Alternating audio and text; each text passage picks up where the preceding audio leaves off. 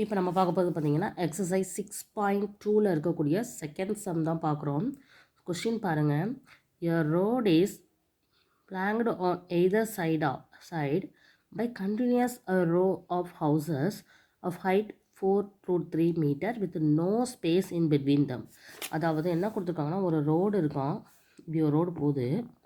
இந்த ரோடில் ஒரு எய்தர் சைடு, ரெண்டு சைடுமே கண்டினியூஸாக என்ன இருக்குது அப்படின்னா பில்டிங்ஸ் இருக்குது, ஹவுஸ் இருக்குது. இங்கே ஒவ்வொரு ஹவுஸ், இங்கே ஒரு ஹவுஸ் இருக்குது, இங்கே இப்படி கண்டினியூஸாக ஹவுஸ் இருக்குது ரெண்டு சைடுமே. ஓகேவா? அப்போது அந்த பில்டிங்கோட ஹைட் எப்படி இருக்குதுன்னு பார்த்தீங்கன்னா 4√3 மீட்டர்னு இருக்குது.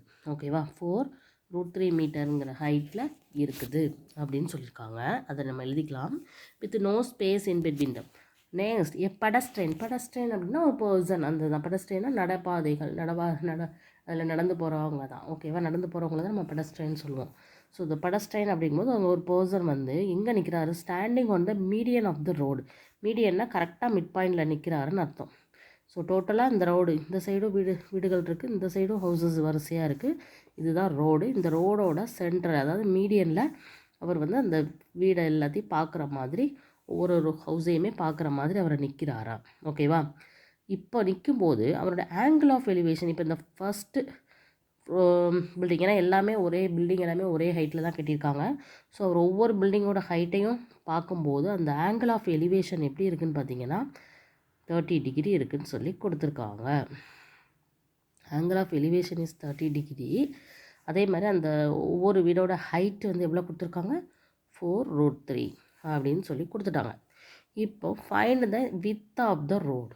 ஸோ டோட்டலாக வித் ஆஃப் த ரோடு கண்டுபிடிக்கணும். ஸோ இப்போ பாருங்கள், இது ஒரு ரைட் ஆங்கிள் ட்ரையாங்கிளாக நம்ம இங்கே 2 ரைட் ஆங்கிள் ட்ரையாங்கிளாக கன்சிடர் பண்ணலாம். ஸோ நம்மளுக்கு வித் ஆஃப் த ரோட் டோட்டலாகவே தெரியாது. ஸோ நம்மளாவே இப்போ ஒரு ட்ரையாங்கிளுக்கு எக்ஸ்ன்னு எடுத்துக்கிறோம். அப்போ இங்கே எக்ஸ்னால் இங்கேயும் எக்ஸாக தான் இருக்கணும், ஏன்னா இது கரெக்டாக மீடியனில் தான் நிற்கிறாரு. அதே மாதிரி ஹைட்டும் சேமாக தான் இருக்குது, பில்டிங்கோட ஹைட். ஓகேவா?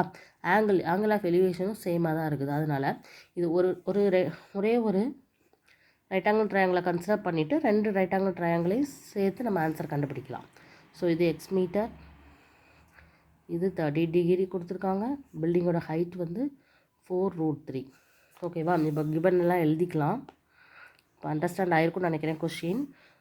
ஸோ மீடியனில் நிற்கிறாரு. நம்ம எக்ஸ் கண்டுபிடிச்சிட்டு 2 டைம்ஸ் எக்ஸ் போட்டோம்னா total width of the road கிடச்சிரும். ஸோ ஃபஸ்ட்டு எக்ஸ் எப்படி கண்டுபிடிக்கணும்னு பார்ப்போம். So height of the house கொடுத்துருக்காங்க 4√3ன்னு. ஆங்கிள் ஆஃப் எலிவேஷனும் கொடுத்துட்டாங்க. ஆங்கிள் ஆஃப் எலிவேஷன், அந்த ஹவுஸோட ஹைட்டை வந்து அவர் எவ்வளோ ஆங்கிளில் பார்க்குறாரா? 30 டிகிரியில் பார்க்குறாரு. ஸோ நம்மளுக்கு வந்து வித் ஆஃப் த ரோடு தான் வேணும். வித் ஆஃப் த ரோடு தான் வேணும். வித் ஆஃப் த ரோடை வந்து நம்ம வந்து எக்ஸ்ன்னு எடுத்துக்கலாம். ஆக்சுவலாக டோட்டல் ரோடை நம்ம எடுத்துக்கல, ஒன் சைடில் இருக்கக்கூடிய ரோடை மட்டும்தான் நம்ம எக்ஸ்ன்னு எடுத்துருக்கிறோம். ஸோ இங்கே வந்து 2x. ஓகேவா? வித் ஆஃப் த ரோடுனா 2 × x. அப்போ எக்ஸ் கண்டுபிடிச்சாலே போதும். அதுக்கு எப்படி கண்டுபிடிக்கலாம்? இப்போ இந்த ரைட் ஆங்கிள் ட்ரையாங்கிளை பொறுத்தவரை நம்மளுக்கு எந்த இதெல்லாம் தெரியுதுன்னு பாருங்கள். ஆங்கிள் ஆஃப் எலிவேஷன் தெரியுது. இதுக்கு நேராக பார்த்தீங்கன்னா இது ஆப்போசிட் சைடு, எக்ஸுங்கிறது adjacent side. So opposite by adjacent தான் இங்கேயும் நம்ம யூஸ் பண்ண முடியும். So tan θ = opposite by adjacent. இந்த ஃபார்முலா தான் நம்ம இங்கேயும் யூஸ் பண்ண போகிறோம். இதில் தெரிஞ்சதெல்லாம் சப்ஸ்டியூட் பண்ணலாம். θ வந்து 30 டிகிரி, அதேமாதிரி ஆப்போசிட் சைடு வந்து 4√3. எக்ஸு தெரியாது, அப்படியே வச்சுக்கலாம். ஓகேவா? இப்போ இந்த tan 30 டிகிரி அப்படிங்கிறது எவ்வளோ நம்மளுக்கு தெரியணும். அது வந்து 1/√3ங்கிறது டேபிள் மூலமாக நம்மளுக்கு தெரியும். இங்கே 4√3/x. ஸோ இப்போ கிராஸ் மல்டிப்ளை பண்ணிக்கலாம். கிராஸ் மல்டிப்ளை பண்ணும்போது 1 × x, 4√3 × √3ன்னு ஆயிரும். அப்போ x = 4 × √3 × √3 3 ஆயிரும். ஸோ x = 4 3s are 12 மீட்டர்னு கிடச்சிரும். இது வந்து இந்த எக்ஸ் வந்து half of the width of the road தான். ஏன்னா நம்ம வந்து 2 ட்ரையாங்கிளாக நம்ம ஃபார்ம் பண்ணி இருக்கும்போது அந்த டிஸ்டன்ஸ் வந்து ஹாஃப் தான் நம்ம எடுத்துருக்குறோம். ரோடோட பாதி வித்தை தான் எடுத்துருக்குறோம். So width of the road கண்டுபிடிக்கணும்னா 2 டைம்ஸ் கண்டுபிடிச்சிக்கணும். So width of the road, இதை மறந்துடக்கூடாது. So width of the roads = 2 × x. So 2 × 12 எவ்வளோ வரும்?